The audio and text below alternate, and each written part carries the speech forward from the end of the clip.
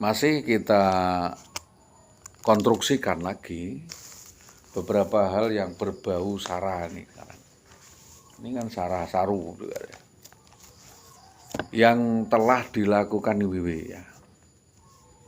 Ini berkaitan dengan apa yang kita alami dan kita rasakan sekian lama, bahwa belum jelasnya tindak lanjut penanganan kasus persekusi eksekusi yang dilakukan oknum guru SD 03 Tambak Romo dalam hal ini, yaitu yang dilakukan sebagai berikut: telah melakukan rangkaian sindikat kejahatan mafia yang jelas sangat merugikan masyarakat, terutama keluarga saya. Kita sudah berita acarakan semua di kepolisian sebagai laporan untuk memperjelas bagaimana maksud dari rekayasa kasus ini. Jadi ini mengelabui masyarakat dengan rekayasa bohong dan rangkaian yang berulang-ulang, sehingga kami dirugikan dengan dalihnya itu melarikan diri dari rumah tangganya yang dipersiapkan dengan oknum anggota polisi atas nama Bribka Bambang Permati. Pertama, saksi masyarakat, yaitu masyarakat Karangkonang, bahwa benar saudari WW minggat dari rumah. Kan benar. Yang bertanggung jawab siapa? Katanya Subi kami tua menyampaikan bahwa dia yang bertanggung jawab tentang minggatnya Indah dan sebagainya. Itu pertama, Pak. Ada yang mempersiapkan. Jadi sekira 2 minggu sebelum itu memang ada ya perangkat desa itu yang mempang-mempang di balai desa sama oknum BPD dan LMD. Kan saat itu masih anggota BPD saya, mengatakan nanti ada seorang anggota BPD yang ditangkap polisi. Kita kan tidak tahu apa itu maksudnya. Ternyata iya, berarti saya ditangkap polisi begitu. Di tengah jalan, gocekan sama istri saya ditangkap, istri saya ditahan, digadekan.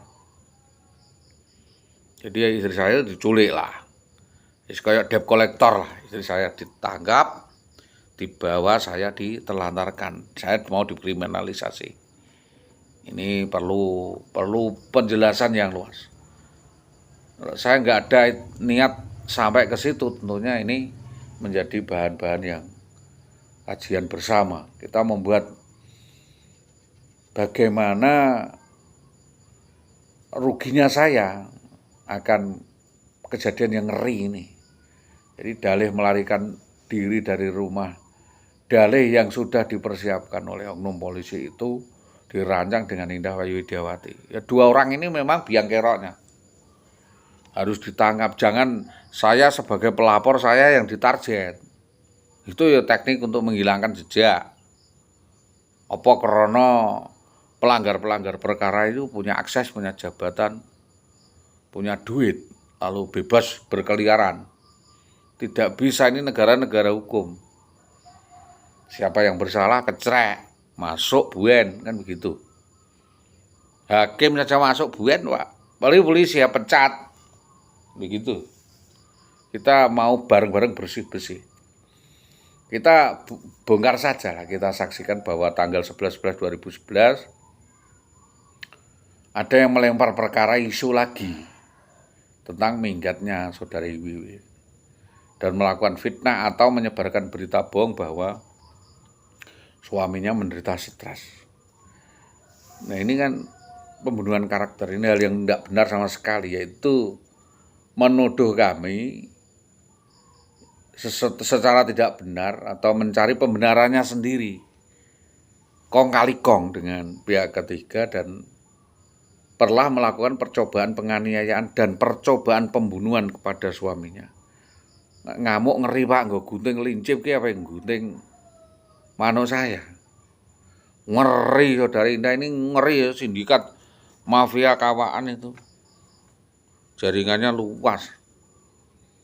Jadi mengatakan saya stres, jadi hal itu lalu didengarkan dan menjadi dasar hukum untuk tidak melakukan langkah-langkah.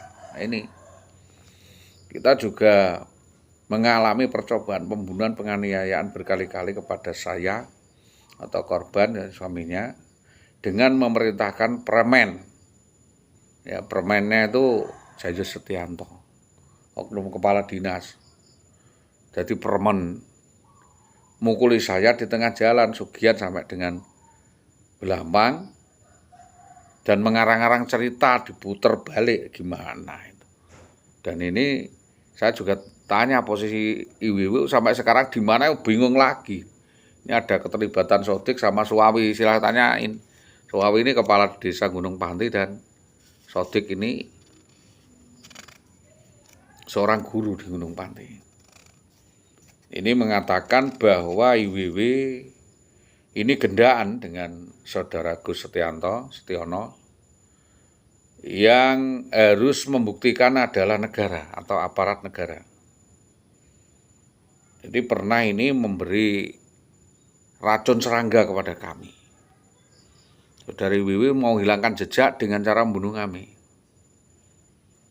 Ya pokoknya kami ini selama ini direkayasa sedemikian rupa, ditipu daya, dikibuli, dipakai untuk borok utang ke sana kemari, dia yang menikmati duitnya, kami yang membayarnya. Wes kita repot, Pak. Kita dicancang di bawah Karsen, suruh untir-untiran di situ. Ya gimana punya penghasilan? Saya dijadikan borok, dijadikan ketek ogleng atau dijadikan tontonan, Pak. Dicancang di bawah Karsen, untir-untiran di situ, dia neploki dari sana. Orang yang nonton suruh bayar dia.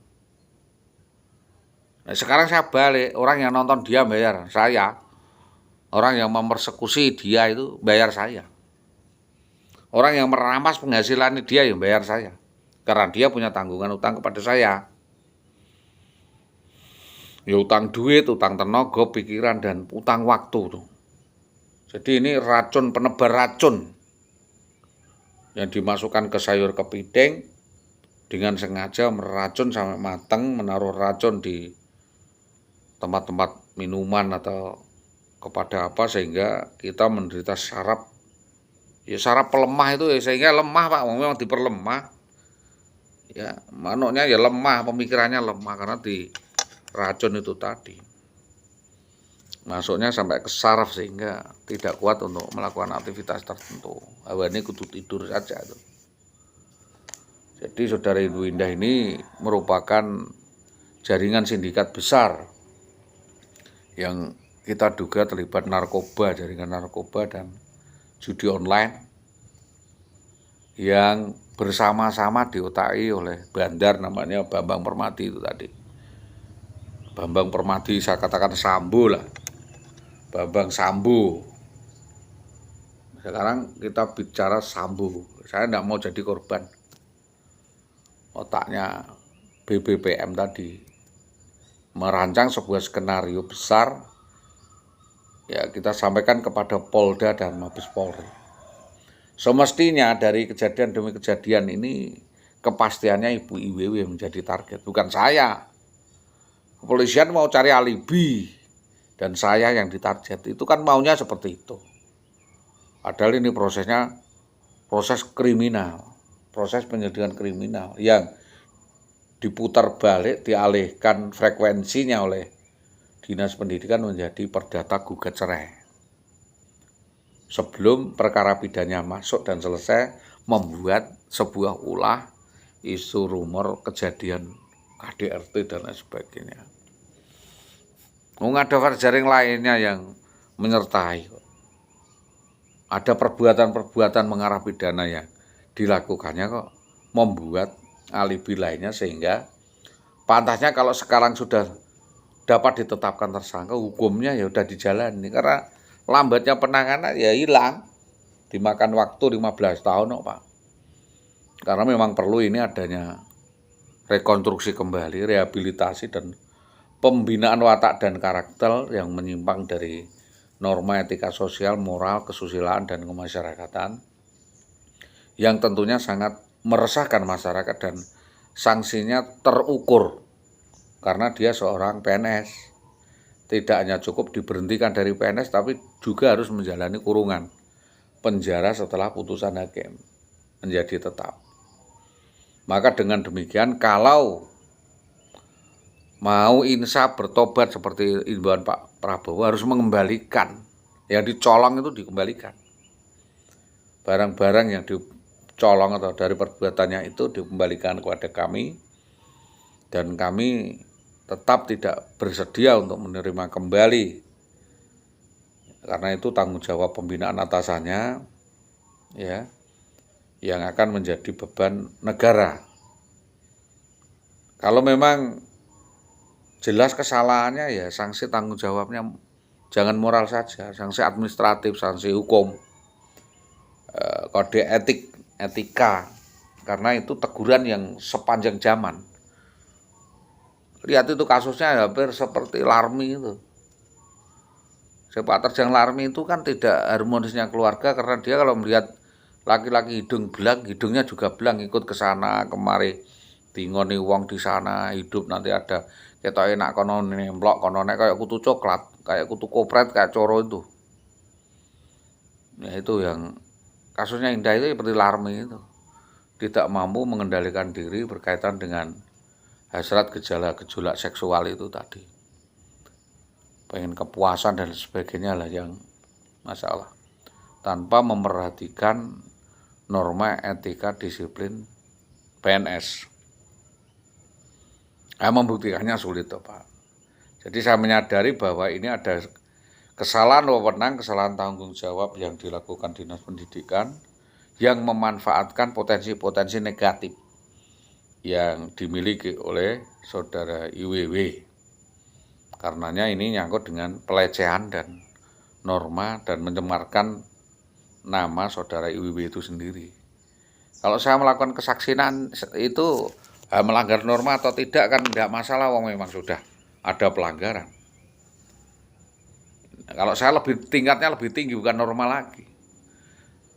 Soal perampasan hidup, perampasan hak hidup, perampokan, kejahatan di luar batas norma. Kalau norma kan cuma kesadaran masyarakat dan kesadaran dirinya. Hukumannya bukan hukuman negara, hukuman masyarakat sosial. Susila. Saya menyampaikan suatu kejahatannya, unsur-unsur kejahatan yang dilakukan Indah Widiawati dalam penipuan-penipuan yang sekian banyak. Dan kejahatan percobaan pembunuhan dengan pemerintahan orang lain memang otaknya dia. Melakukan acting seolah-olah diculik dan lain sebagainya. Tapi kan kenyataannya memang diculik. Saya kan menampilkan fakta bahwa saudari Iwi diculik. Adapun motivasinya dan maksud pencurian itu sendiri kan yang tahu dia. Itu loh Pak. Lanjutnya saya ini, visi misi saya, pandangan saya adalah sebuah pemikiran. Sebagai bentuk reformasi hukum di Indonesia dalam rangka pemangku kepentingan ini menentukan kebijakan di dalam rangka ranah bangsa yang selalu dijegal oleh orang lain, orang ketiga sebagai penyandera. Jadi kebijakan ini disandra, diintervensi terus dibuat persepsi sendiri seolah-olah mereka yang menentukan hitam dan putihnya. Sehingga kita masyarakat menunggu kebijakan itu cuma sifatnya menunggu, tidak ada kepastian. Jadi ada intervensi mertua, investasi orang tua, enggak kok. Orang tua itu membantu atau mertua membantu biar anak itu berkembang atau bikin rumah dan sebagainya. Coba ini intoleransi atas kebijakan yang kita buat pada tahun 1995 sampai 2015. Itu ada intervensi mertua, saya yakin ada intervensi mertua yang mertua itu juga cegaten itu Pak. Wong cuma pot bunga yang digantungnya kunduran motor ceblok lele ngamuk itu ngantek tahun-tahunan Pak. Jadi mertua perempuan ini namanya Siti Aisyah ini punya dendam pribadi pada saya. Nggak suka sama saya, nggak seneng gitu. Udah nggak seneng dikasih apa saja nggak seneng. Kalau saya kan menahan diri, saya niatnya nggak paham mertua itu. Saya punya niat apik munggah, kalau saya uangnya banyak ya saya unggah kayak haji, saya baiki dan sebagainya. Keadaannya seperti itu kan ya harusnya orang tua memahami. Kalau nggak memahami ya berusaha memahami. Kalau nggak bisa berusaha memahami ya paham gitu. Ya mikir sithik lah. Nggak menuntut apa-apa, mikir sithik gitu. Nek anake iku sudah diusahakan orang, dibantu orang, dikerjakan oleh orang, toto sama orang ya, Bu. Punya tanggung jawab gitu. Ya punya rasa sedikit toleransi dan rasa terima kasih lah.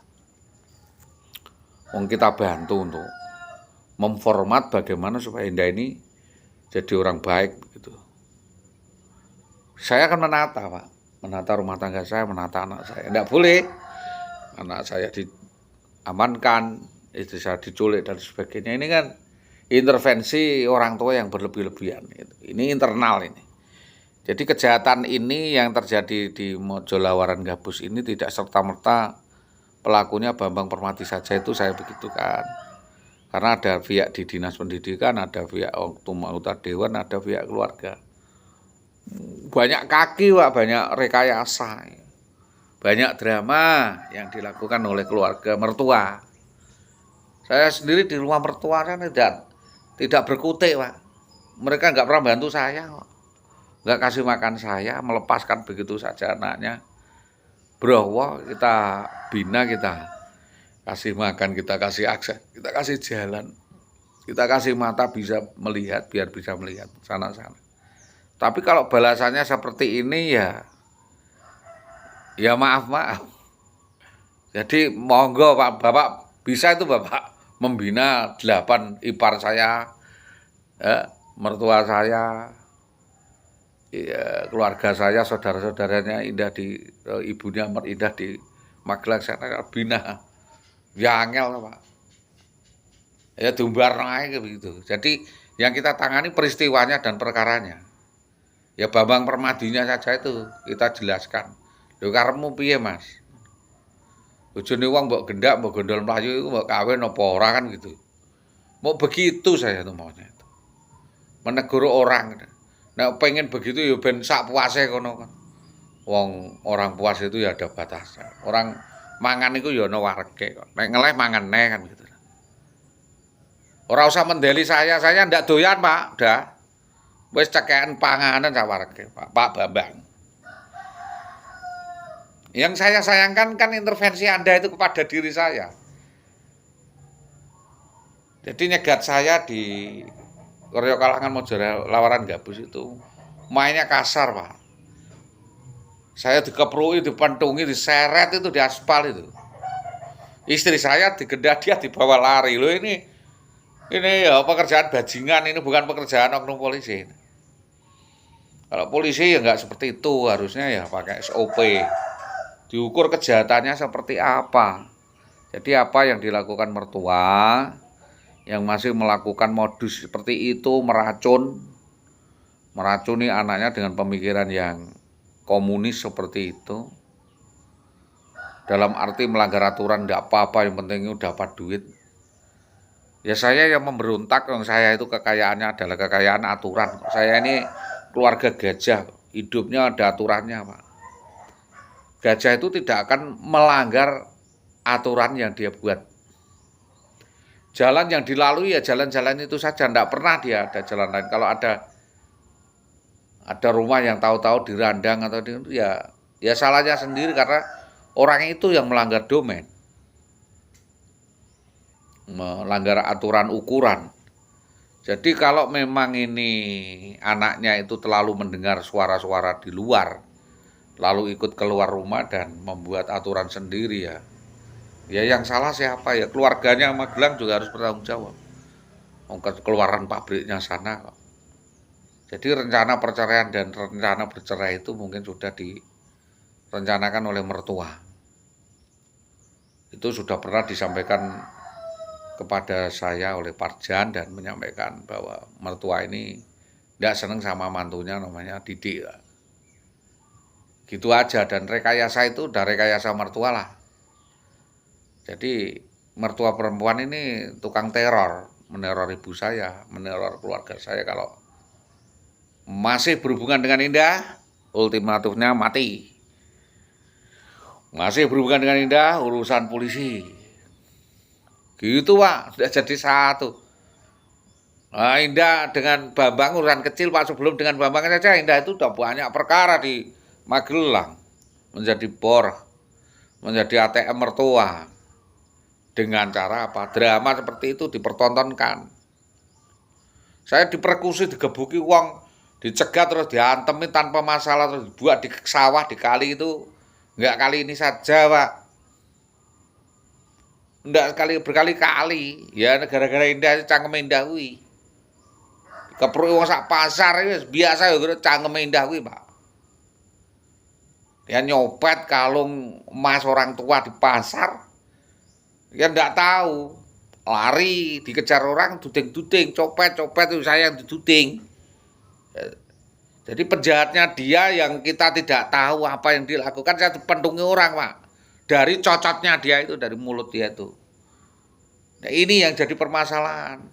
Dan itu dibantu orang, jadi yang bantu itu cadok. Yang bantu dia itu cadok, matanya itu cadok. Lihat perkaranya enggak, masalahnya enggak langsung ngebuki orang. Kudunya kan direnungkan dulu, masalahnya direkonstruksi dulu. Nah, sekarang melibatkan anggota polisi, melakukan anggota BPD, melibatkan orang lain, ya.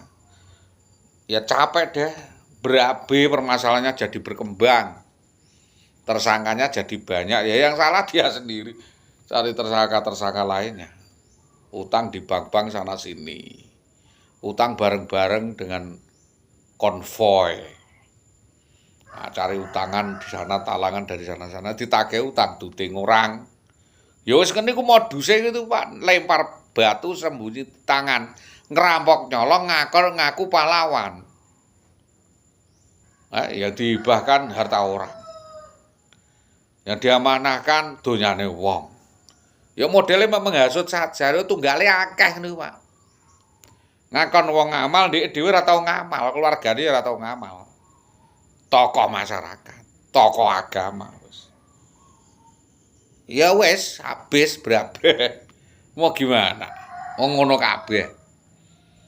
Jadi tak lain dan tak bukan kita menolak rencana-rencana itu, bertahan. Sedangkan saudara WW gampang dihasut. Bahkan gampang dipengaruhi lingkungan domainnya sehingga menuntut cerai saya. Itu kecil saja, cuma dituntut cerai saja kok. Hati nimbang diri kayasa seperti dulu-dulu. Yang nyuruh ngawin saya ya dia sendiri, maksa saya kok. Karena apa? Di sana-sana wis ra payu, Pak. Nah kono-kono dieber diecer ora ono segelem. Terus cari objek saya ini, mertua laki perempuan ke sini. Mengancam bapak saya, ibu saya. Ini kalau Mas Didik nggak mau ngawin anak saya dan memenuhi anak saya, maka akan saya laporkan polisi kan begitu. Sawaya senjatanya ya polisi kui. Dan polisi mau. Salah-salahnya sendiri, susah bareng ya harus ditanggung sendiri. Jadi tidak ada istilahnya income itu tidak ada. Welcome itu tidak ada. Saling membantu, saling mau untung sendiri. Seperti kempelandingan itu, tidak punya kaki, tidak punya kepala, nggak punya daun, dia hidup nempel gitu aja, nyerot ya penghasilan orang lain. Duit saja langsung.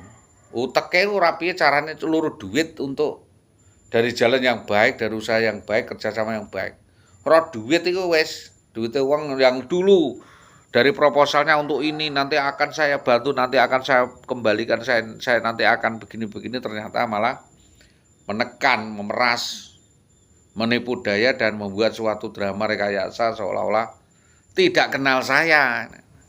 Itu loh ya, susahnya itu loh. Acting tidak kenal kamu. Kamu siapa? Saya panggilkan polisi kalau kamu mengganggu hidup saya. Loh jajal, Pak. Akiki bojone terus acting saya nggak kenal saya, loh saya kan kaget, Pak. Bah, 1001 jalan, Pak. Perempuan itu kalau sudah bejijat, ngeri, Pak. Gebras saya kena wedi, Pak. Minta ini wis wong lanang neratap, Pak. Ini cara utangan di mana gitu. Mana ada suami mau kelon, ya mau numpak dimintai bayaran kenceng 2 juta, kalau nggak punya uang jangan naik. Lho itu tukang ojek kok piye, Pak? Nah, tidak ada itikat baik dari keluarga mertua maupun dia untuk membantu kami, itu tidak ada. Membantu pembelaan ngomong apik iki lho. Nyanjung mantu ki baik. Telah membantu sampai ini enggak ada. Nah ini loh, jadi ini soal moralitas, Pak. Soal norma. Jadi apalagi timbal balik. Ojo ganggu aku iku wis apik kok. Sampai sekarang itu loh masih seperti itu. Ngincer warisan-warisan atau hak-hak loh. Dengan dia kaburnya dari rumah itu sudah ya semuanya hilang kok. Lah malah saya punya hak. Karena itu penghasilan negara, dia masuk ke korupsi. Masuk poin, Pak, tindakan-tindakan itu. Maka dari ini kami tambahkan lagi keterangan ini kepada kepolisian tentang sepak terjang IWW. Kalau dia itu tidak mampu narkoba, tidak mungkin loh. Saya yakin kok mainnya narkoba, Pak. Ya, pemakai puto, pemakai narkoba, orang gila kalau seperti itu. Ngeri, Pak, di Pati ini ngeri. Pergaulannya itu, pergaulan bebasnya sosialita itu sangat ngeri, Pak. Sekali belanja 15-10 juta, sedangkan dia cuma PNS dengan penghasilan 1.800.000. Itu yang lainnya dari mana? Kalau tidak ada konsorsium besar di belakang yang membackup, ada judi online, ada narkoba, jaringan sindikat Ririn Gunadi, Suprin Nando CS itu, Suprin Nando CS, yang jadi jaringan dari Aceh, dari Lampung yang disebar di sini. Kita menghadapi jaringan besar. Ya tolonglah ditelidiki dari di narkoba juga ikut diteliti itu. Ditangkap suruh kencing. Uyahnya mengandung narkoba apa tidak si IWW itu. Pergaulannya sudah tidak sehat, tidak mendidik dan tidak mencerminkan sendi-sendi kemasyarakatan yang baik. Mencari uang dari tipu menipu, tipu daya, banyak korbannya kok. Tidak ada yang membendung dan tidak ada yang memperkarakan. Nah yang tertipu mendapat berkah, matur nuwun saya ditipu. Wis padha wae gendeng. Entah ujung-ujungan agak saya. Banyak, Pak, yang dikibuli, Pak. Yanti Japah.